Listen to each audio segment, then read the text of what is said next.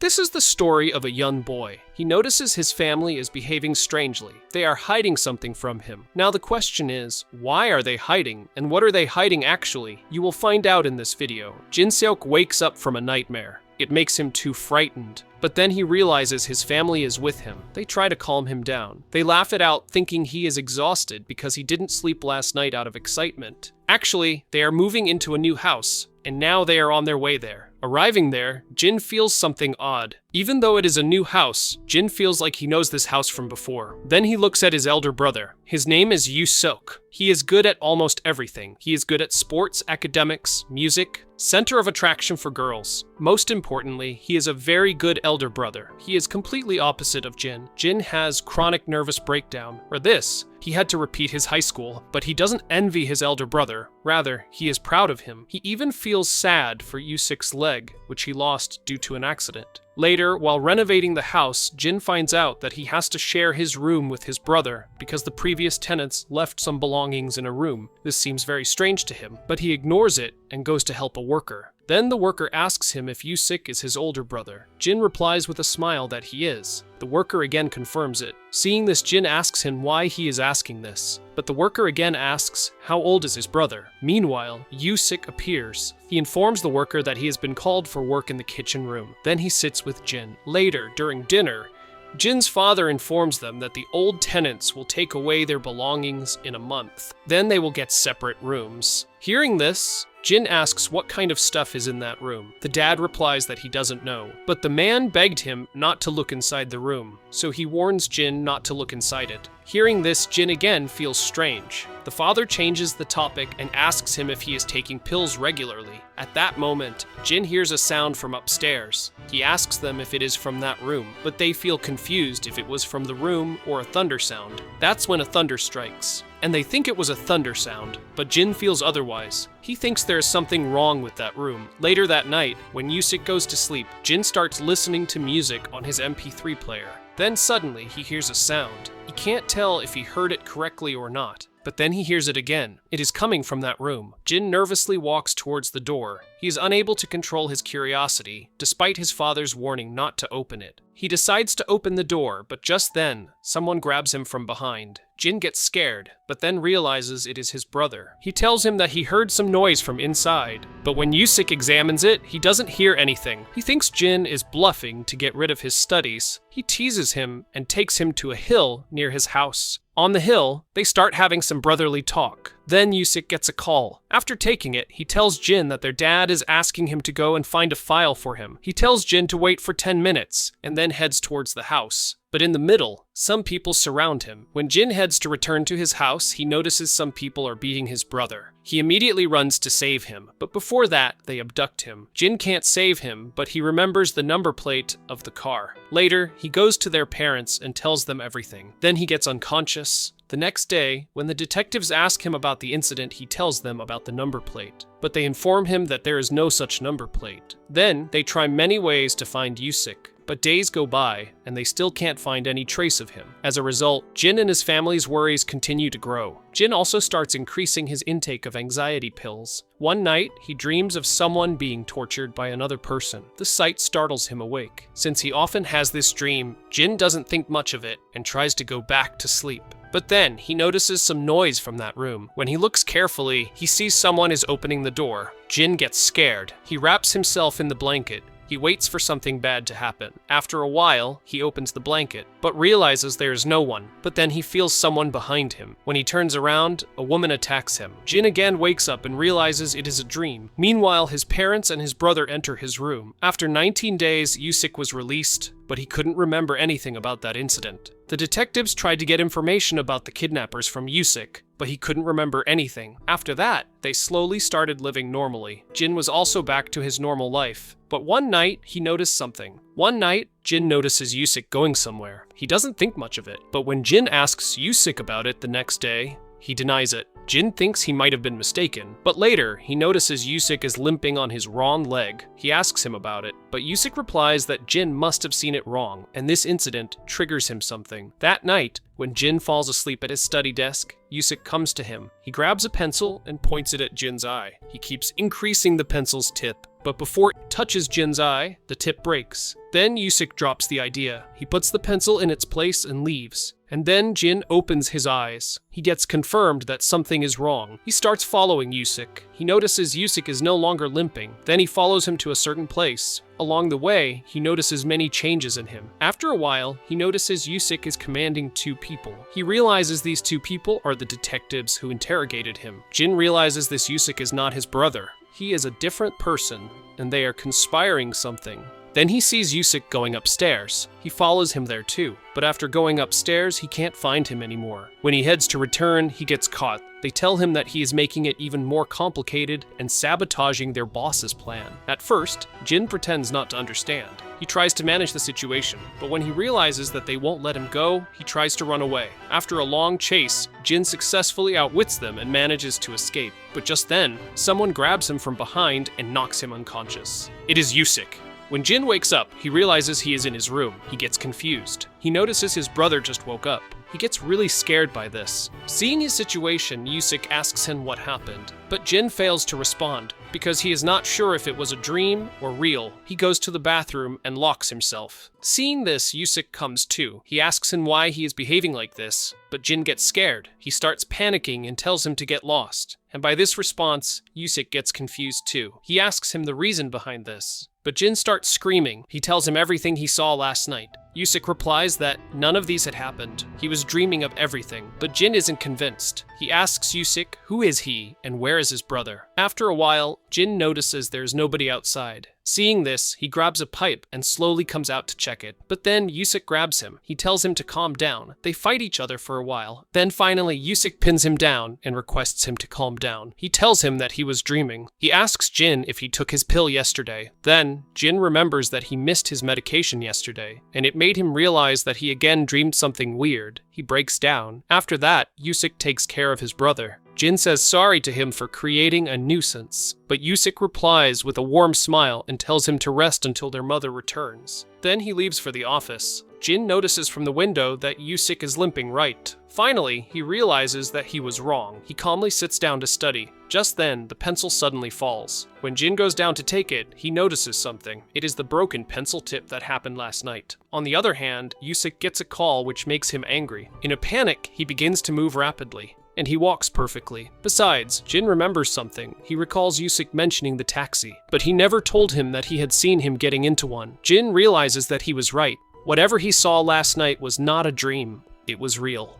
Meanwhile, his mother arrives at the house. Jin immediately tells her everything. Hearing this, she panics. She decides to tell everything to their dad, but Jin stops her. He tells her that if tonight Yusik steps out of the house, they will follow him and catch him red-handed. Hearing this, she agrees. Later, when Jin heads towards his room, his mother asks him if Yusik really did all this. In reply, Jin says that this guy is not Yusik. Later that night, when Jin comes down to drink water, he hears his mother's voice. She is talking about Jin finding out everything. It catches his attention. He tries to listen in secretly. Then he realizes that she is alerting the fake Yusik that he has been caught by Jin. She mentions every detail and it makes him confirm that she and fake Yusik are together. Meanwhile, he accidentally makes a noise, and it alerts her. She tries to catch him, but Jin manages to hide himself. Hearing the situation, Yusik tells her to check if Jin is asleep or not. Jin understands that she is going to his bedroom and he has to reach there before her. After that, he starts climbing the building. He tries to get in before her. Later, when she enters the room, she finds Jin sleeping on his bed. Feeling satisfied, she turns back and leaves. Hearing the sound of the door, Jin realizes that she has left, so he gets up. But then,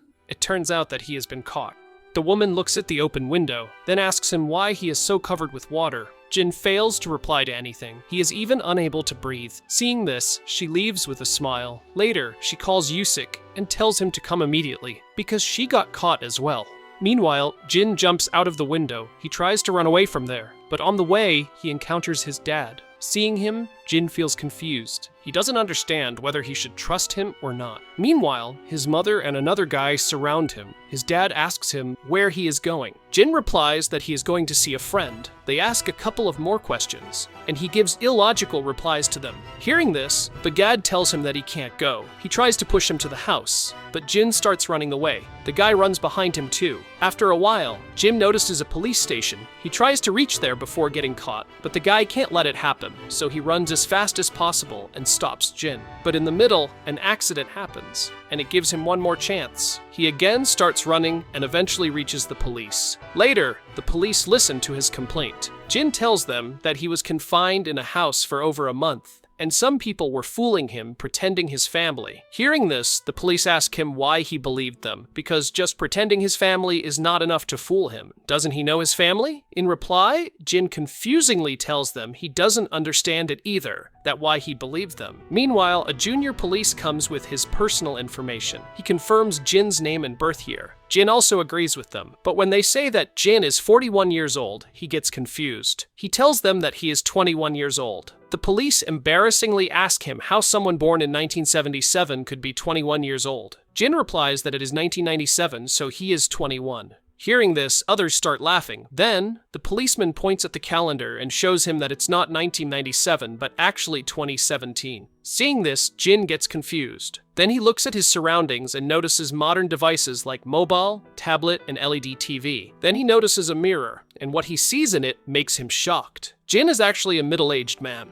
Jin has returned to that house. He doesn't know where he should go. Rather, he has many questions to ask. So he comes here. He enters that specific room which had been hidden from him. Entering there, he notices a beautiful yet messy room. 2 blood-stained dolls are lying on the floor. There is blood everywhere, and a specific music is playing. Meanwhile, Yusik and others enter there. Yusik tells him that their plan has failed again. Seeing him, Jin desperately asks him what they have done to him. Yusik plays with him a little at first. Then, lighting a cigarette, he tells him that the story begins 20 years ago. A mother and daughter were brutally murdered in this room. The police tried many ways to track down the killer, but failed. At last, they advertised for witnesses. But years pass, and after a while, everyone forgets about the case. But the family of the victims couldn't let it go, so they hired someone to track down the killer. That someone is Yusik. After that, Yusik tried his best too, but failed. At last, after 4 years of investigation, they finally tracked down the killer, and the killer was Jin. Then, they tortured him extensively to get the truth out of him. But surprisingly, despite all the torture, Jin denied all the allegations. Yusik got confused, because Jin was really sincere in his truth. But Yusik knew that he was the killer. The victim's family wanted revenge, but there was no point killing him when he didn't know his sins. Moreover, they needed to know why Jin killed them. Then they hired a forensic hypnosis expert. When he examined Jin, they found out that during his 20s, something traumatic happened to him. The incident was so traumatic that he blocked that memory himself. In medical terms, it is called dissociative amnesia. So they had to go on a different way. Later, they hypnotized him and found out his last happy memory. It was the time when he shifted to a new house with his parents and brother. After that, through hypnotism, they took him to that time in 1997. Yusik took his brother's role and 2 psychologists as his parents. They took him to that very house where he committed murder. That is why he found the house familiar. That is why the worker was surprised, knowing that Yusik is his elder brother. He heard some noise in that room because Yusik's people were setting the room exactly like the murder scene. They planned to make Jim enter the room the same way he did 20 years ago. So Yusik took him to the hill and gave others time to finish the process. Then, Yusik left him on the hill so he could enter the house alone. But then, something unexpected happened. Police found out about Yusik's illegal activity and took him to the police station. But Jim got the wrong idea about the situation. After 19 days, Yusik came out bribing those police. But they couldn't execute the plan because there was no rain in that week. And the rain was important in creating the exact scenario. So eventually, Jin's hypnosis started to wear off. His suspicion increased every moment and brought them here. Yusik is taking Jin to a different place. On the way, he asks him if he understood everything or not. Jin replies that he believes everything he said, except for one thing. Jin believes he is not the killer. They got the wrong guy. Hearing this, Yusik gets annoyed. He tells him that he is the killer, and he is going to die soon. Hearing this, Jin says that he is not going to die. After that, he suddenly opens the door and jumps off on the road. Yusik is stunned by the sudden turn of events. During this, Jim tries to run away, and he manages to get far away. But Yusik chases him too. The event makes the whole situation messy, but Yusik is determined to catch him. He smashes a lot of cars and stores to get Jin. But eventually, his madness throws him into an accident, and it injured him badly. Jim realizes Yusik is in no condition to catch him. Now he can escape. But just then, he too gets caught in an accident. He also gets badly injured. He gets taken to the hospital. When the doctors are treating him, his brain takes him to his past. It was May 1997. Jim was listening to music and waiting to get their car fixed. After fixing the car, his family called for him. Then, they all headed toward their new destination. They were moving to a new house. But then, an accident happened. His parents died immediately in that accident. His brother was alive, but his condition was too bad. Only he was there to take care of him. Jun tried his best to get a job. Online, offline, he didn't leave any options. But as he was just a high school graduate, he couldn't find any suitable job. However, he was managing his brother's medical expenses. But 6 months later, he was informed that surgery was required to save his brother's life, and it threw him into a big financial problem. Out of desperation, he decided to sell his organs but couldn't find a trustworthy buyer. He got really broken. Then one day, a message popped up on his computer. Someone responded to his job application. The guy asked him if he really meant what he wrote. Jim replied yes, he is ready to do any job. Then, the guy told him that if he agreed to kill someone, he would get enough money. And it left him speechless. Jim couldn't decide at first. But after a sleepless night, Jim agreed to it. The guy immediately called him. He gave him an address that brought him to that very house on a rainy night.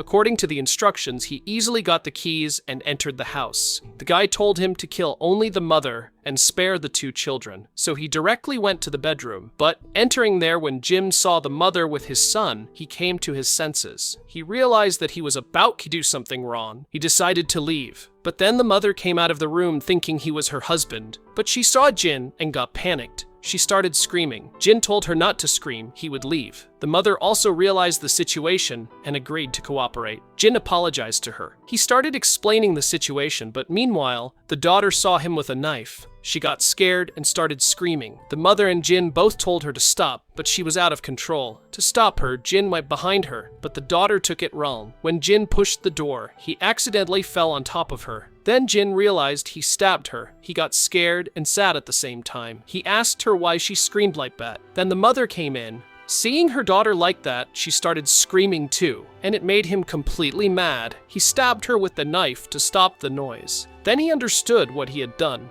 This is how he ended up becoming guilty of 2 murders. Later, when he headed to leave the house, he encountered the son. The kid asked him about his mother. Jin got confused about what he should do to him. Then, he told the kid that if he went to his room and counted 1 to 100, he would bring his mother and sister. The kid did it accordingly. Then Jin noticed a family photo. There he saw the husband. It was his brother's doctor. Jin realized that he had taken advantage of his situation and sent him to kill his own wife. The husband of the victim was waiting on the roof. He was waiting for news of his wife's demise. But the kid called him and told him that his daughter also got killed along with his wife, and it broke him. Meanwhile, Jin appeared. He asked him why he killed his own wife. The husband replied with anger that his wife's demise would rescue them from being on the street. They would get a lot of insurance money. Then he grabbed Jin and asked why he killed his daughter. Out of anger, he decided to kill Jin. He tried to push him off the roof. But when Jin used his force, the husband fell off. Jin grabbed him. He tried not to kill one more person, but he fell off too. This is what happened 20 years ago.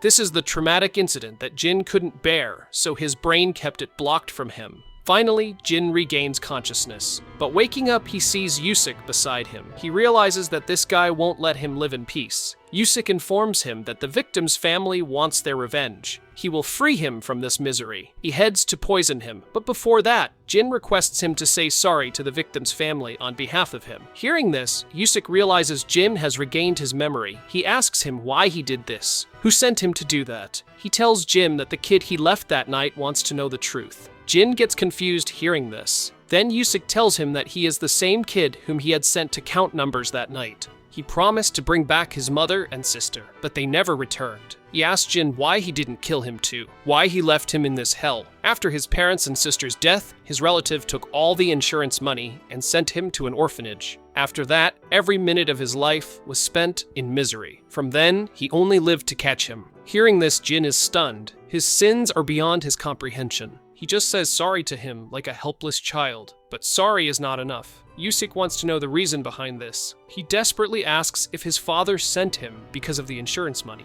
But Jin denies this. He knows that he has already hurt that kid far too much. He has taken everything from him. Now, admitting that his father was responsible for his mother's death would only deepen his anguish. So Jin tells him that no one sent him. He did it alone. Upon hearing this, Yusik is devastated. His heart wants to believe it, but his mind insists otherwise. He asks Jin if it was just a coincidence that his father had insurance 2 months prior to his mother's passing. But Jin has no answer for that. So eventually, Yusik understands the truth.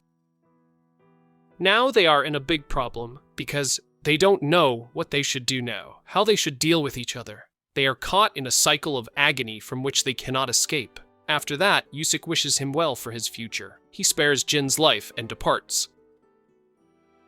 But what is the point of it all? How can he possibly live with such sorrow, despair, and regret? Who will he live for? And what about Yusik? His only purpose in life was to uncover the truth and seek revenge. But now, what will he do with this painful truth? How will he endure such agony? Thus, they choose different paths. In their own way, they escape from this endless loop of suffering. This was the tale of two unfortunate souls. How was the video? Did it touch your heart? If it did, then please give me a thumbs up and share your thoughts in the comments.